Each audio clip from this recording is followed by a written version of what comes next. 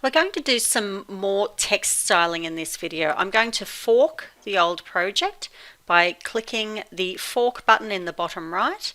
That creates a new version and I can rename that, and I'll call this font styling. So we need to add some additional text here.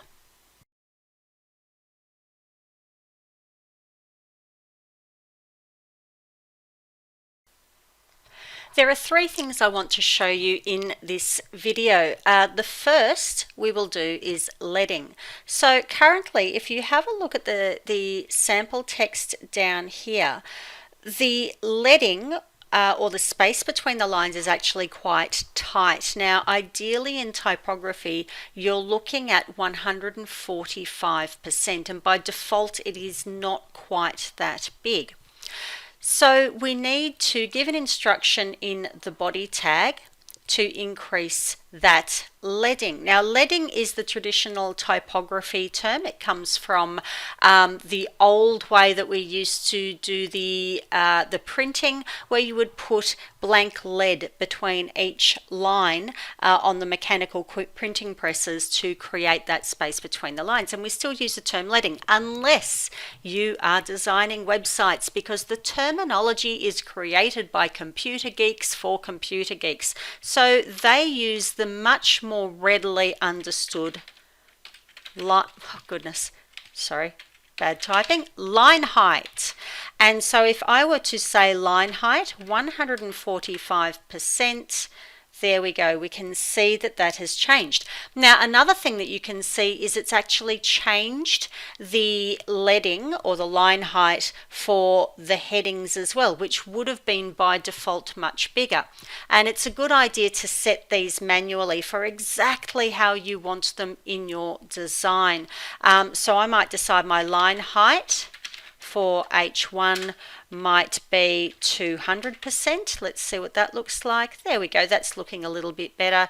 And H2 and H3, I might say line height 160%. But you would have a mock-up to work with by week 5 to basically finesse the line height for these things. So that's line height. The other spacing we want to look at is letter spacing. Now, I recommend don't play with this too much, because if you are using a well-designed font, then the tracking, the space between the letters, is already at the optimal spacing. But it may be that you want a particular typographic effect where you want more or less spacing between the letters. So if I want that, and let's do it just in the main heading, it's not really something you do for all the text unless you're choosing a very strange font that looks bad with its normal tracking. So here we use the generic term letter spacing, which again makes more sense to non-typographers. And here I can put the pixels I want between each letter. So I can, for instance, say 10 pixels, and you can immediately see that that spreads them out by 10 pixels. Now, the thing is, if I'm using pixels, that's hard-coded in no matter how big my headings are. If I use M or a percentage, then it will adjust. And I'm going to demonstrate yet another style right now to demonstrate how this can have an impact on your design. So to demonstrate another way that you can size the text, I'm going to show you viewer width and viewer height. So currently our heading 1 is set to 3M, or 3 times what the body text font size is. And you know, that's okay. Let's go to our full page view. And if I resize my browser, though, it remains the same size, which you may want. You may want it to stay the same size and wrap like that. But let's say we want to do something a little bit fancier. Going back to the editor view now. And Now what we want to do is we want to resize this heading depending on the size of the browser, and this is what we call responsive sizing. We'll do more responsive design later on, but this is mainly to demonstrate why you may not want to have an absolute measurement in your letter spacing. So currently our font size is 3M. Let's change that to 10 VH, and each VH is 1% of the viewer height. So 10 VH, 10% of the viewer height. And if I save that, you see how it gets smaller, and I'll show you in the full view and you'll notice something very interesting. It's now larger. Why is that? Because our viewer is larger. Back in our editor view, this is the height of the viewer, not the entire window, because these are our editing frames. If you want it to be a little bit more consistent, you may want to do VW, viewer width, and this is the width, and you can see that is monstrously large, and that is because our width is far, far greater than our height.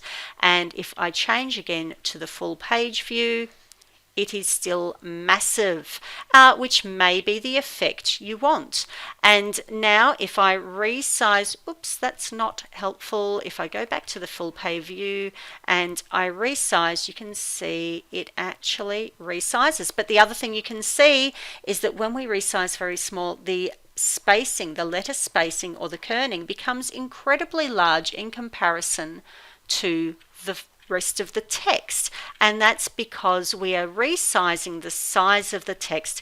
We are not resizing the letter spacing that is happening between those letters.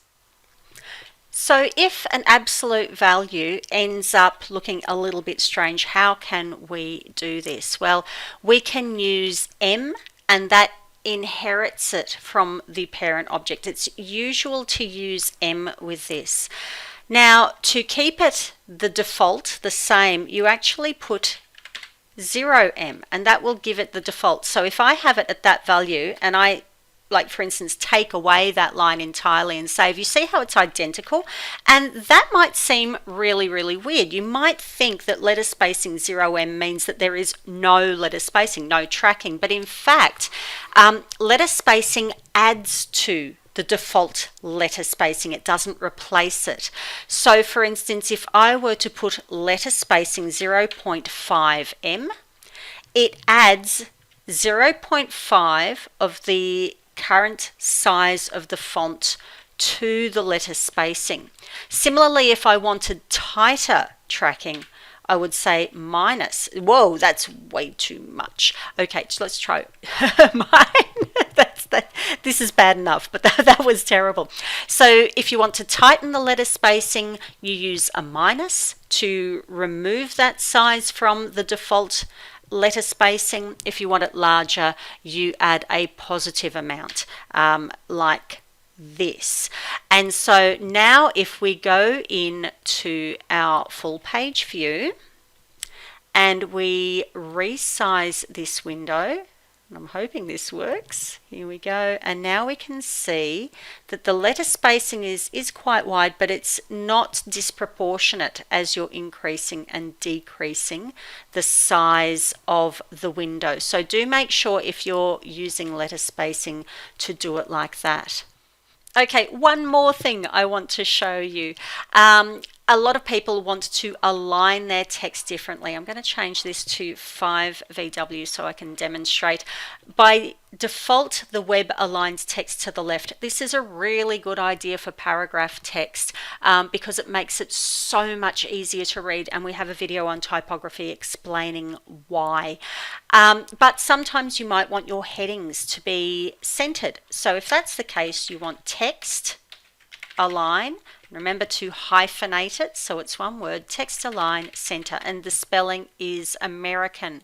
Fantastic. You can also do text align right, And as I mentioned, the default is text align left. Now there is also text align justify, but I find that can be quite sporadic in its application of whether it works or not.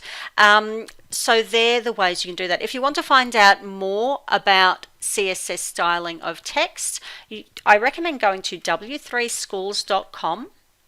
Go to Learn CSS and then just have a look at these different things down the left in the navigation. So we have CSS text, and text formatting is to format all of your text and how it lies. And so this can be very useful. So color, alignment, decoration, transformation, spacing, and shadow. Transformation is a bit advanced, so not something you really need to look at, but alignment might be something you want to look at.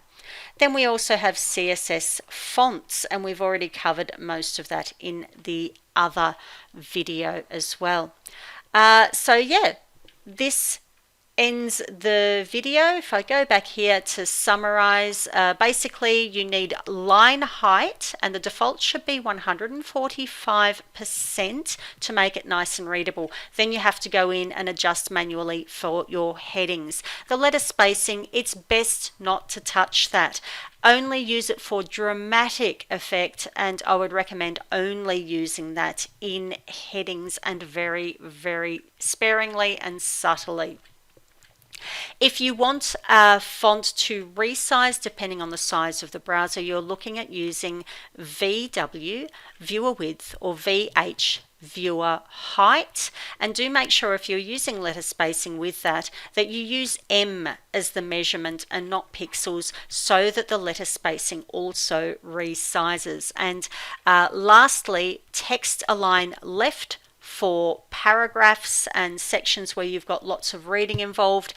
You can use text align center with the American spelling of center for a heading, but again, it's one of those things to use sparingly because it does have a negative effect on readability.